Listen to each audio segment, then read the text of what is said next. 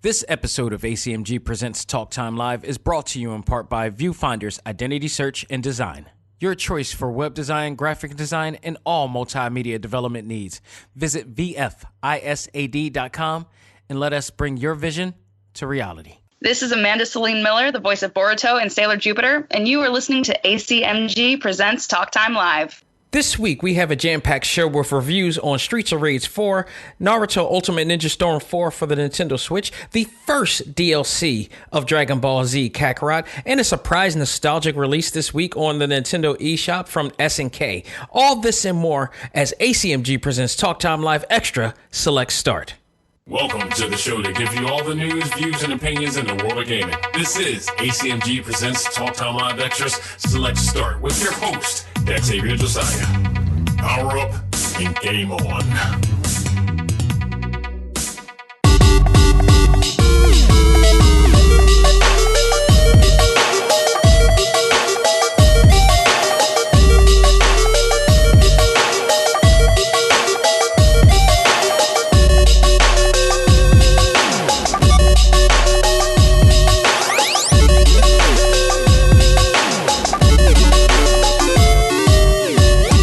Everybody, and welcome back to another episode of ACMG Presents Talk Time Live Extra Select Start. I am your host, Xavier Josiah. I hope everybody is still remaining sound, sane, and smart during this quarantine time of COVID-19. I know some of the states out there, who, if you're listening, and if you're in that state that is starting to slowly reopen things, I hope that you will remain smart. I hope that you will use your critical thinking during this time and pick your battles of what you want to do.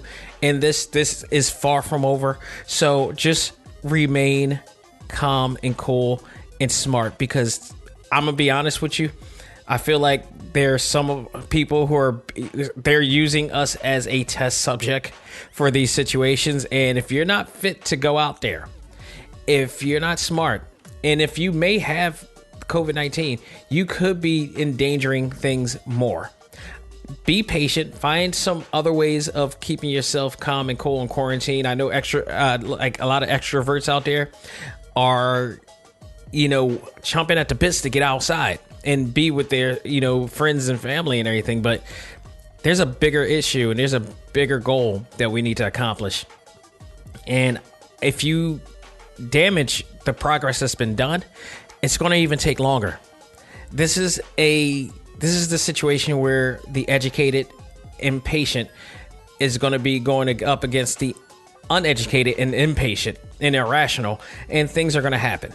So I know we all want to be back in the state of things, but it's going to take time. So just let's chill for now. But I digress. We got games to talk about. We got a lot of games to talk about. If you heard the intro of the show, we got about quite a few reviews to talk about this week. Not really much news, but I've come across a lot of reviews coming. I was going to spread out some of the things I was going to talk about till next week, but I already finished one of the games. Like Streets of Rage 4 came out yesterday.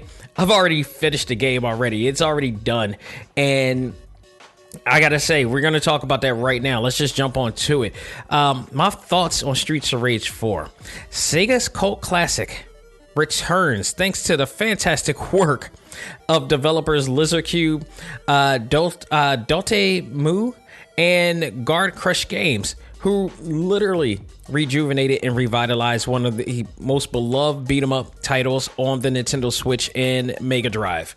Mega Drive, for those who don't know, is the Japan version of what the Genesis was. It was great. On top of all that, what stood out absolutely the most was the fantastic art style and hand-drawn animation of art director and CEO of Lizard Cube Games, Ben Fiquet. He just did a phenomenal job. Who also wrote the story for the game. Like I feel like he pretty much did it all. Like the story of the game basically is really plain and simple. 10 years have passed since the fall of Mr. X and his syndicate. The city has been at peace until now. A new crime empire has arisen, corrupting everything good in the city, and it's rumored that is led by Mr. X's own children, the Y twins.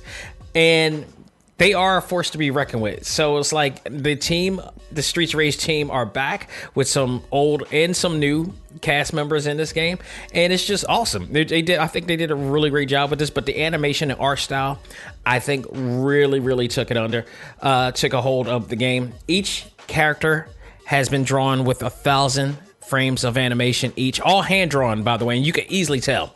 Like, you saw trailers of this, and I don't think the trailers did it justice, and it might have been when they did the trailer that it wasn't completely finished, because it looked like I didn't see that many frames of animation during some of the early trailers of this, but the fully done version, it's beautiful. Some of the favorite move sets of your characters are just fleshed out so beautifully well. I'm looking at the screen right now with Blaze on here, and it's awesome. I love the new character art direction. It's just a jolt of energy has been, no pun intended to Blaze, has been added onto this, and it's just incredible. It looks fantastic.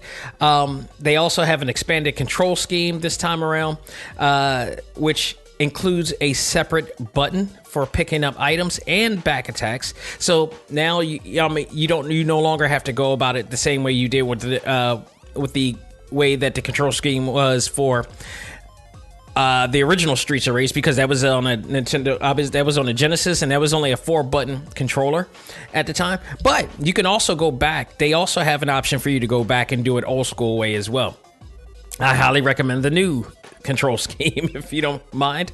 They also have added some new things called new ability called Star Moves, which is a sort of a flashy and cool way to attack your enemies. It is flashy and cool to see, but the attacks don't really do too much damage, but it does give you an advantage to break out all of the enemies, the swarm of enemies that are coming near you. So it gives you that advantage on there. It does create a pretty good handicap in the game. The new animation it really does provide it and added some more flair to the moves. I really enjoy this. Streets of Rage also gives you other modes such as arcade mode for those who want a challenge. It literally, basically, arcade mode gives you one chance to try and beat the entire story mode off of one coin, provided you just figuratively a coin. There also is battle mode, which is an online co-op mode. There's boss rush, which is basically a gauntlet against all of the bosses in the games that you face. The story mode, which we just talked about, is a single player co-op experience that lets you play through the game choosing a variety of difficulty levels from easy to what they call mania. Have no idea, and I won't even try to figure out what the hell that is. You can also play up to 4 players locally and online. So along with, you can also, and if you don't have that, if you choose to play single player, you can play a single player. I've played through the entire game yesterday through single player and had no trouble on easy, for that matter. I had people on the A.C.M.G. Facebook group who were playing the game on a little bit harder difficulty and felt that they were getting their asses handed to them. And I can tell you now, if you just want to go through the motion of the easy mode, you'll still get a challenge in the easy mode. Trust me when I tell you this. So it is still full of fun and gives you a bit of a challenge. You don't sweep through the game easy on easy mode. You will get beat up quite a few times on the easy mode. So it's all good. But it allows you to have fun and also give you the option of wanting to be challenged. And that, of course, is one of my favorite things of any video game that I've played. So once you beat the game, you will be able to go through all the 12 stages using the stage select mode, which is great to enjoy if you want to enjoy specific games all over again, or if you want to get a better grade, because each stage that you go through, you get graded, and I think the higher the grade, the more points you make, and those points that are accumulated reward you to this gauge. This gauge, the higher this gauge goes, it's like a fundraising gauge. It's really cool. Oh, it's really cool. The higher this this gauge I'm gonna call it a fundraiser gauge. The higher this fundraiser gauge goes, each time you reach a certain diamond-like shape or icon, it unlocks something else. So so far I've unlocked the old school version of Alex, and I think my thing is, I don't know yet if they're going to make you play each mode to unlock different things, or are you going to be able to continue doing so throughout the entire, like just playing one mode? I'm not sure yet, but either way, it's great because it gives you more replay value to want to unlock a lot more things in the game. So that's a really cool thing. There are also a lot of hidden content in the game as well, such as retro levels, which can be unlocked by using the taser weapon, which some the characters, the enemies in the game have. Mostly like the cop enemies in the game that you have, they'll have tasers, and if you get the tasers, you don't use the tasers yet because 9 chances out of 10, they usually arrive during a time in a stage where you may be near an arcade cabinet. If you see the arcade cabinet, which I have, but I did not realize this until I found out online that this happens, you can use the taser, and instead of breaking the arcade cabinet with just your hands, use the taser on it, and it actually unlocks a hidden stage, a retro stage from the old Genesis days that you get to play using the new characters. It's really, really cool. And they are also, I've also been told that they are also challenging as well. In one of the stages, it includes the boss battle of Mr. X. So you get to play that all over again. I don't know if that means that you will be able to unlock those stages for a stage select, so I'm going to go back and play it again, and it's worth playing over again. It really is.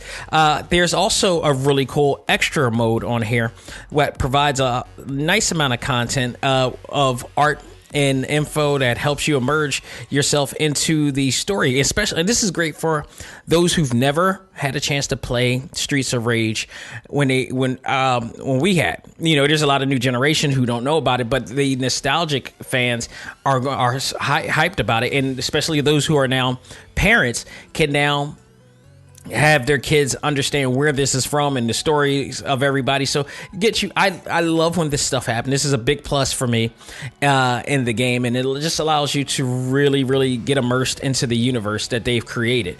As much as I would like to see more companies do that with their games, it's a very welcoming feature into the world, and I love it. And not only that, but you get to see so many great characters from the original game redrawn, revitalized, brand new, and some new characters as well, and some characters that I believe in the gallery mode when I was looking, there were some characters that I did not see in the game. I don't know if they were just cut from the cutting board, from the chopping block, or not, but it just absolutely looks fantastic, and hopefully they will add them on in there as well in the near future. The only negative I had in this game, with all of the work that was done in this game, including the art, animation, controls, and the fun boss battles, I felt that the ending of the game was a bit lackluster, and that there was no actual dramatic sequence nor the end. Now, you go through the entire game. You go through this entire game with the idea that you're going to be, rewarded with a great ending. And in fact, it's like you go through this boss battle, this really cool, epic boss battle with the twins, and lo and behold, and I had to beat this game. I had to play through the last stage twice to find this out. There is no real ending to the game. It's like you just beat the game and the credits roll up. And within the credits, you see a bunch of illustrations that talks about the aftermath of the game. It just goes through the entire aftermath.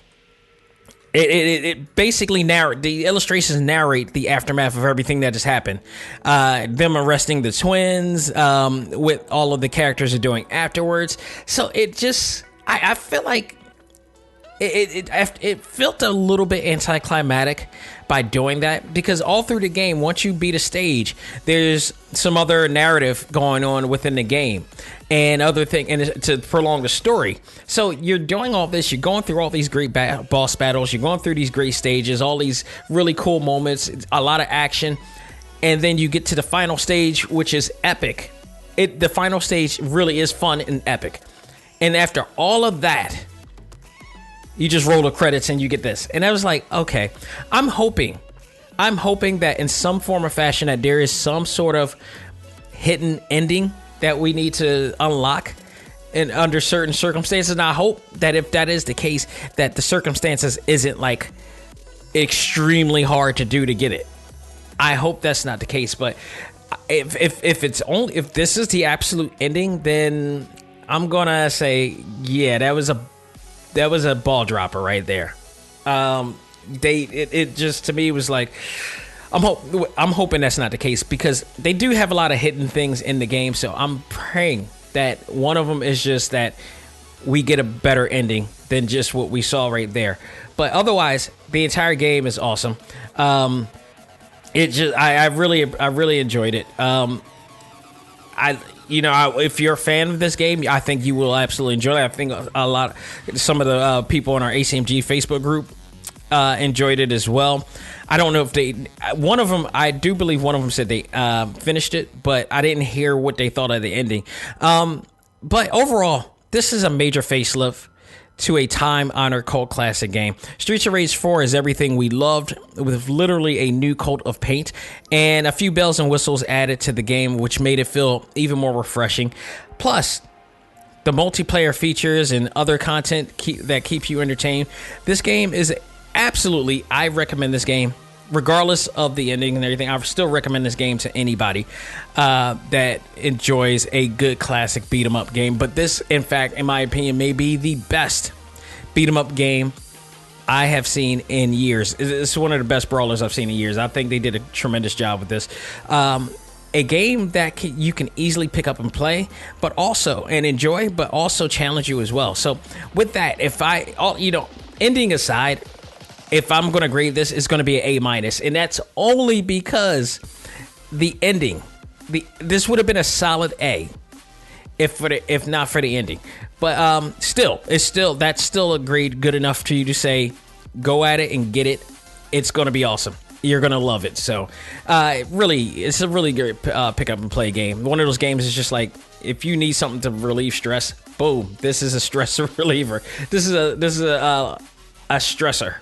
This is not a stressor to that end at all. It'll clear any stressors at all, just taking it out on everybody else there. So, Streets of Rage 4 is a go for me, and kudos to all those involved in that as well. My thoughts on the next game is Dragon Ball Z Kakarot, actually. The DLC, the first DLC that we got, which is called A New Power Awakened.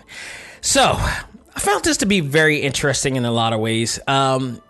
This was a non-canon retelling of Goku's journey to becoming Super Saiyan God. I was really taken back by the fact that they changed a lot of what happened. The events of how Goku became Super Saiyan God is quite different from that of the movie and the Dragon Ball Super series. Here, Whis and Barris seeks out Goku and Vegeta to train to become Super Saiyan God. Now, if you guys remember from the movie Battle of the Gods and Dragon Ball Super, they do seek out Goku in a sense, but they automatically know who actually is or has the potential to be Super Saiyan God.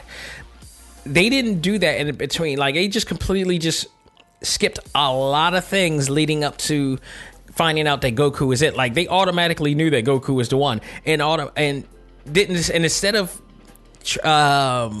challenging Goku to test him out, they decided to automatically just train him right there. Like, Whis all of a sudden just decides that he wants to train him to become, and Vegeta as well, to become Super Saiyan God. And Vegeta was never a part of that. He was never a part of it. That was the other thing too. But they've added him along with it, if I'm correct. And it was just kind of weird from that whole point on. But the DLC for this was not really much of a new story, but it was just more of a training mode, or a way to allow Goku and Vegeta to level up much faster than they did before. So you will play through a super level training mode and a limit breaking training to earn more moves and items called Secret Water, which actually gives you a mass amount of XP to help you level up largely and exponentially. Now, funny story about this is that I tediously went through this whole entire process of leveling up at least like 15. I was at 70, and I think I leveled up to 80, like manually, like just going through, just replaying the limit mode on a 70 because it just gave you more. Now, unbeknownst to me, they didn't really explain what the Sacred Water does. So when I went into the items section of the game, just to look at how I can, replenish my HP and XP, I saw the Sacred Water there, and there it told me that it boosts my levels up exponentially to like 50 million or XP or something of that nature. Or there's a different levels of Sacred Water that you have. There's Mega, Super, Ultimate, and such. Each one of them give you more XP. So, but you do get them from training, multiple times in the training mode to earn that. So, lo and behold, it reaches up to a level of 250 where you do fight Barris one more time, but before that, you fight Barris the first time in the limit break training, and that opens up a whole entire story of him igniting the Super Saiyan Goku mode, which I love because the Super Saiyan God Goku takes no energy. Now, if you remember, if you played the other Super Saiyan modes, especially Super Saiyan 3 drains XP energy off you. Super Saiyan God mode does not drain energy at all, because you've mastered, and it makes logical sense because in this series, the idea is that you've trained up to this point that you can actually, that you don't have to, that you know how to work your energy now. You're not draining energy by doing so because you've gotten to such a God level stage. So I like the idea that they did that. And this time around, you do not lose any XP energy from this point. And if I'm correct, that is the way they have it on Xenoverse as well, because I believe Ultra Instinct Goku and Super Saiyan God Goku also doesn't. They don't drain their energy at all. And actually, you are that character, so it makes a lot of sense. Overall, it was the DLC was a little fun, quite tedious at times, but surprisingly short. I mean, like, I was done with this, and there was really nothing to it. It's like once you're done, you can level up more and more and more to fight Barris once you reach 250, but it's pretty much done at this point. You could go back and go into your side missions and do everything you were doing beforehand, and that's it. I felt it was not as filling as I wanted it to be. Not like I did with Naruto Ultimate Ninja Storm 4, which we're going to talk about right now. But if I give that a grade for that DLC, it will be a negative B. A B minus for that matter. Negative B. I'm a B minus right now. But it just, I felt like they could have done a lot more. Like, from somebody who played Xenoverse and saw what they did with the DLC, the expansions that they gave to that game, this was very lacking. This was, I was really surprised. Like, this is it. This is really all it is. It's just me training to, up to level 250 fight Barris, and that's pretty much. I had a conversation with another A.C.M.G. Facebook member who believed that Kakarot was the greatest Dragon Ball game of all time, and I had to disagree with that heavily. Between Dragon Ball FighterZ and Xenoverse, I feel like, for me personally, in my opinion, those are the better ones. Xenoverse had so much more to offer. It had a lot more to offer in terms of actual gameplay, actual content, replay value.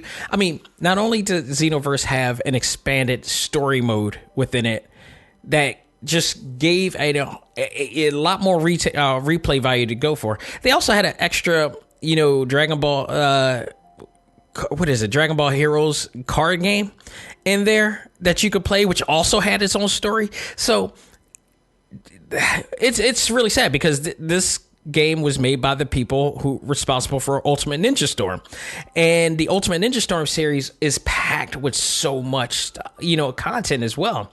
So I was really surprised by what they were doing with this game, and I wish that they would have done a lot better with this. I seriously, I was not impressed with what they did with this game, and I hope that they will be able to do much more with the other two DLCs that are coming out. I thought there was 2 DLCs. Apparently there are 3, but this could be the prelude to something else that is coming out, and I don't know how long that's going to take with everything going on with the delays and such.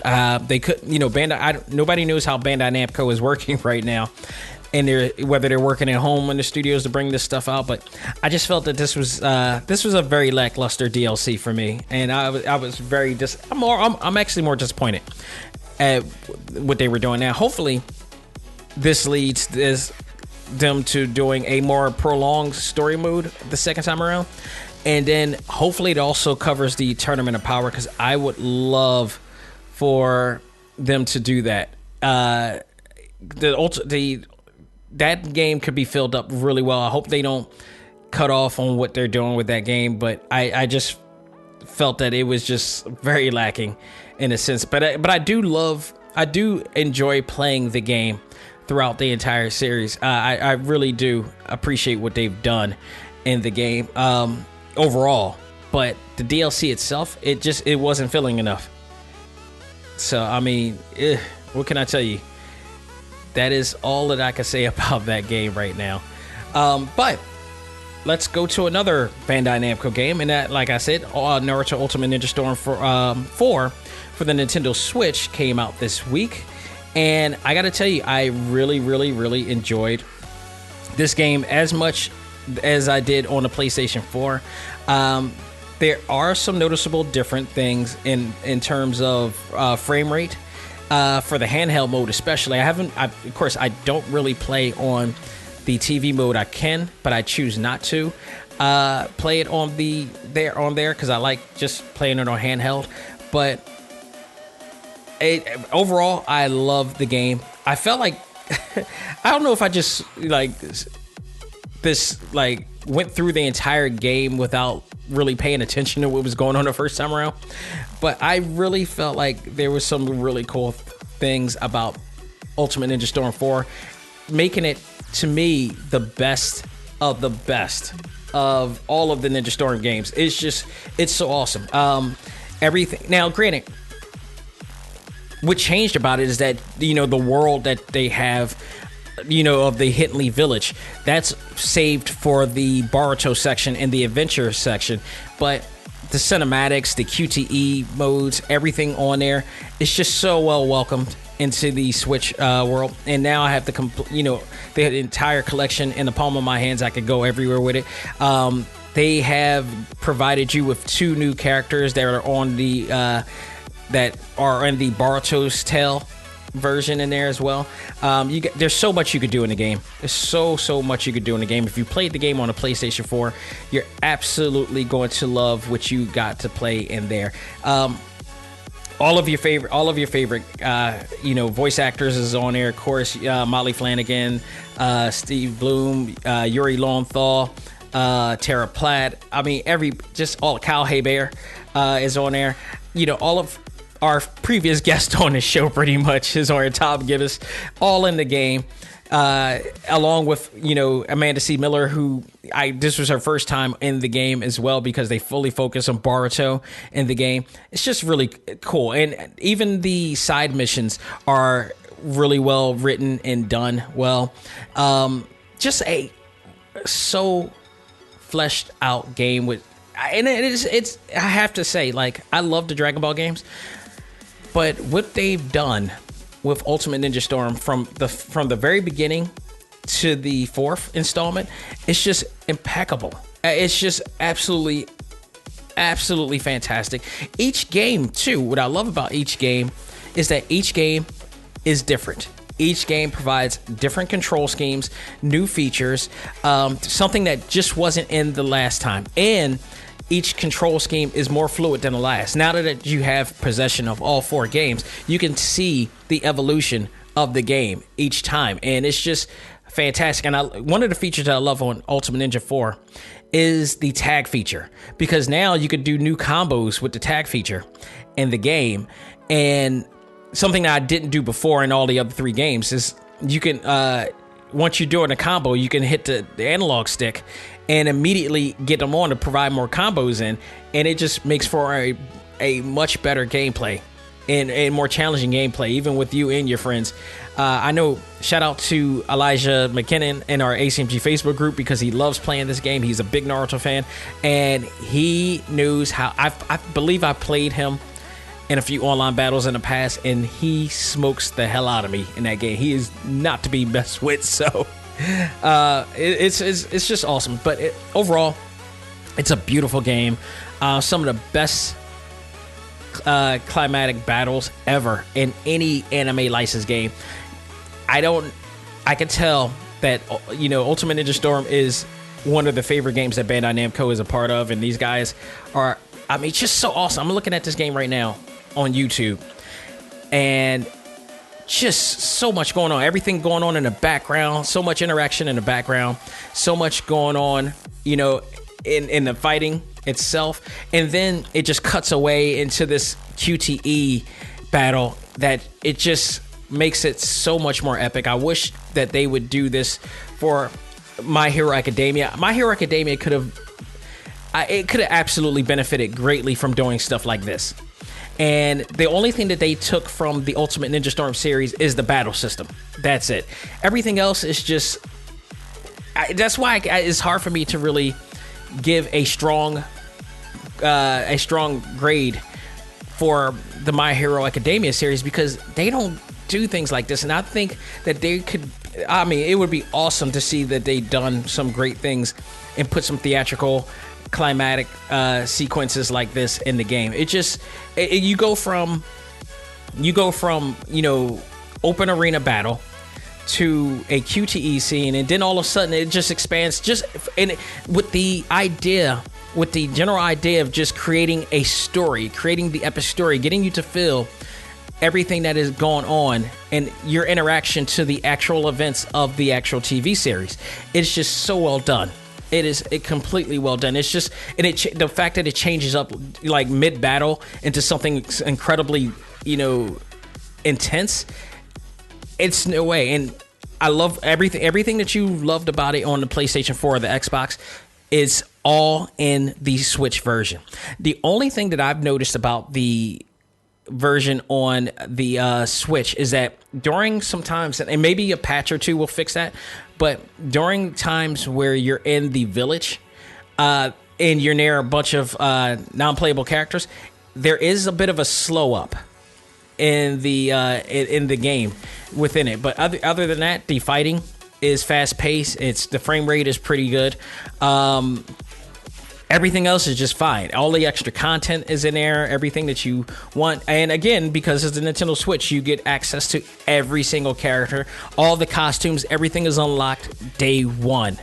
Especially if you pre-ordered it, I believe too. It's you get everything all a la carte in the game.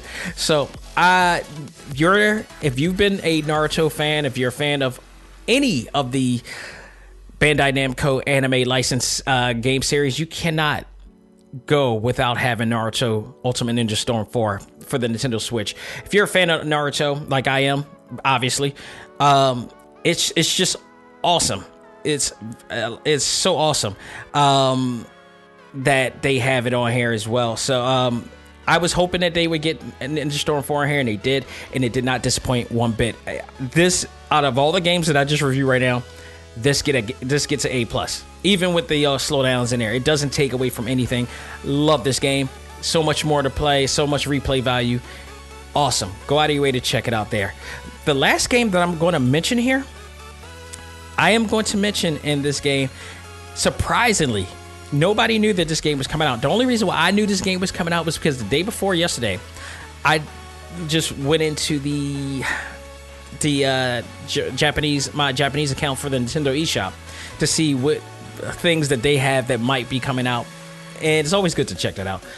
Lo and behold, sitting right in their new release section was SNK's re-release of the Neo Geo Pocket Color game SNK GAL Fighters, which in fact normally if you see it on the Japanese eShop, chances are it's coming out next day. There's only a few games that they have not brought out to the States. Gundam is one of them, and a lot of the Super Sentai games is another.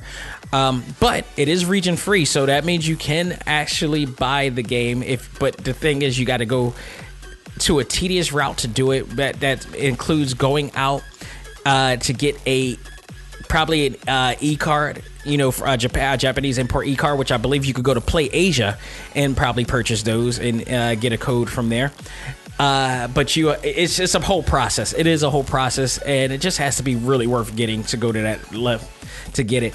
But those are some of the games that in there. But majority of the games that you see in the Japan e-site is more than likely going to come out for the US version. And lo and behold, just yesterday released is SNK GAL Fighters, which I actually still own the physical cartridge to, as well as the Neo Geo Pocket Color.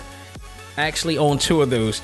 Unfortunately, I don't think they work, but I still keep them anyway, just for nostalgia factor. But it's so cool. This is the second Neo Geo Pocket Color game that has arrived for the Nintendo Switch. The first one being Samurai Showdown 2, when the release of Samurai Showdown came out. Now, for those like myself who gawked at the $49.99 SNK Heroin Tag Team Frenzy game that came out a while back that did not get any good reviews, and so much so that I was like, I'm not paying for this, and let alone not for $49.99, you will be happy to know from my experience that this is probably not only a more reasonably priced game, a much more reasonably priced game, but this may be a better game than even that. Even though it is a classic, I guess it can't be really 16-bit. This is like an 8-bit game. It really is. The SNK game, Neo Geo Pocket games were always, I guess, very well detailed 8-bit games. But one, is $7.99 on the eShop right now. Two, it's a lot of fun. You got 11 fighters complete with their own signature moves. Control scheme is very simple and fun, and all characters have really funny endings. This is like a super deformed comedy version of your favorite SNK characters of King of Fighters, and I've always enjoyed this game. It's just, think of what is the game that I'm thinking of right now. What is the game that I am thinking of?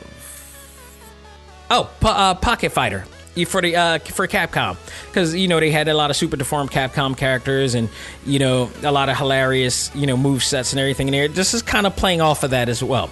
So if I can recommend any game like that, go after this game. It's so much fun.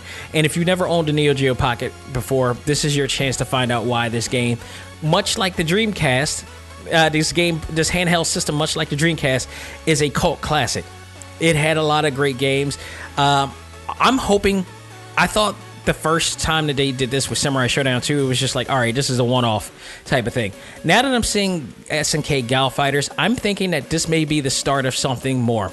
And with that said, if you're listening, SNK, I want the King of Fighter games on here, but even more importantly than any of that, if you're going to start coming out with these Pocket series and bringing them back, I'm all on board for this. I am so on board for this, but you got to listen to this. And if anybody knows anybody who works for SNK, please tell them.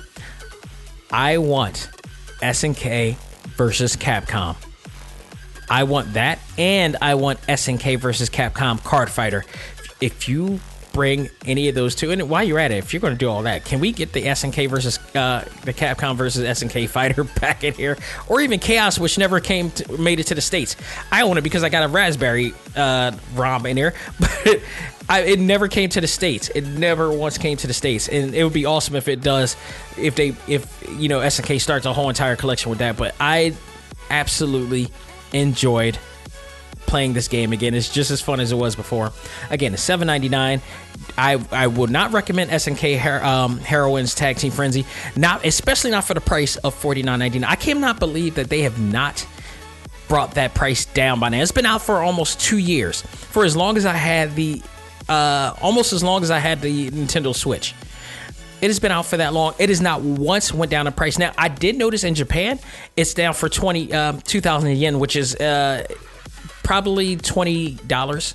So it's like there's a half off price down there. If it went down to that price, maybe I will humor that, but it's not. I truly believe it's not worth $30 more off of $20. It's not. $49.99 is steep for a game that does not give you a full experience, and it wasn't well reviewed at all. So, but I do recommend a $7.99 Neo Geo Pocket game. Which, by the way, when I first did buy the game, it was, I believe I got it for $29.99, because that was the price of, I believe, all of the Neo Geo games out there. So this is well worth it. It's a lot of fun. Go out of your way to check it out. You will not be disappointed. And with that said, folks, that will do it for yet another episode of ACMG Presents Talk Time Live Extra Select Start. Folks, thank you so much. And I would love to give a big thank you to our previous guest on the show. And I said I was going to do this, but I never got a chance to do it. Rebecca Ryan, our previous guest, our Talk Time Live exclusive guest. And I'll thank her again on this Sunday episode. If I actually remember, because I got another guest coming next week as well. But Rebecca Ryan, Roberts Ryan, was our guest. She stopped by to talk about her journey as the top cosplayer, one of the top cosplayer champions in the world. I mean, you got to say in the country and the world, because she's won cosplay contests outside. If you heard the interview, she went to Paris, won there. She, we met in 2014, and it was the first time she's ever participated in a competition and won for best workmanship at the mecca of all things anime, comics, movies, and games, that being San Diego Comic-Con. And that was a huge deal. That made a huge deal for her.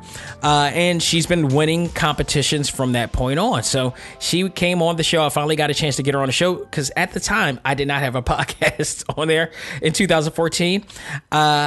And she's not only a member of ACMG, she's been a member of the ACMG Facebook group for quite some time, but now we got a chance to get her on the show to talk about this and the effects of her participating this year, now that, for the first time ever, San Diego Comic-Con was canceled, and she was guaranteed going to be in that competition as well. So you get to hear from her and what her journey is and the things that she's done as a designer and cosplayer and everything else. You get to learn more about her as well. So if you're a cosplayer or a fan of cosplay, you definitely don't want to miss that episode, because it's a very educational episode. It's a very fun episode that we had, and exclusive that we had. So go out of your way to check that out as well. And if you want to check out not only this episode, that episode, and all of our exclusive episodes, you could go to our TalkTimeLive.com site. You could go and tap on the exclusive page and check out over 40 of some of the best names in all of anime, comics, movies, and games there. Over 40 people, and she's added on to the 40 now. So hopefully we'll get another guest and more guests coming along as well, including this Sunday. We got another, this is not exactly an exclusive perhaps, but this is a person I wanted in this week. This week, I'm going to get Tracy Dory on the show. He's a guy that I met through Molly Flanagan, and believed I was said to be a talented guy. He's a performer, actor. He's worked on a project that involves Michael Jackson, so I'm definitely interested in seeing what that's about.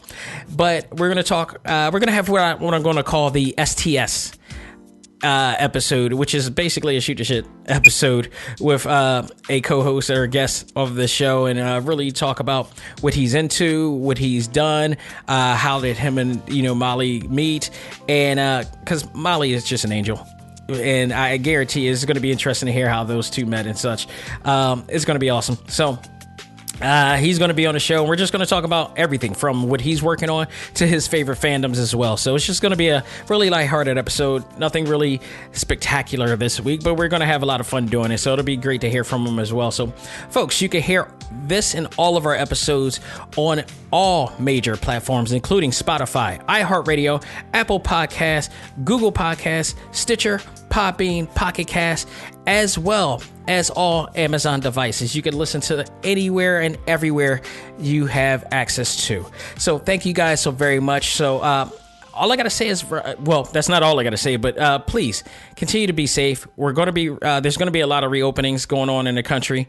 Be safe. This is far from over. This does not mean that we're back in any form, in any sense.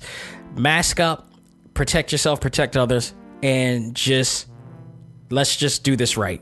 Because I really, really, really want things back in order. We got a lot of cool things coming back down the line, and hopefully everything will be back. And and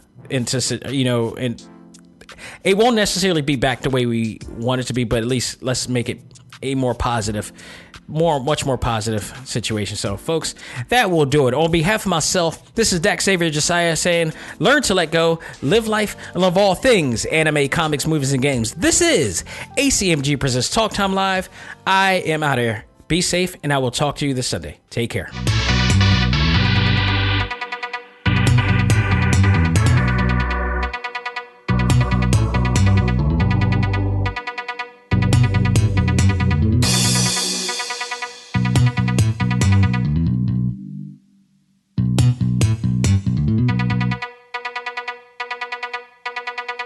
Music for this episode is provided by Game Chops. Check out these great chiptune tracks and more at music.gamechops.com.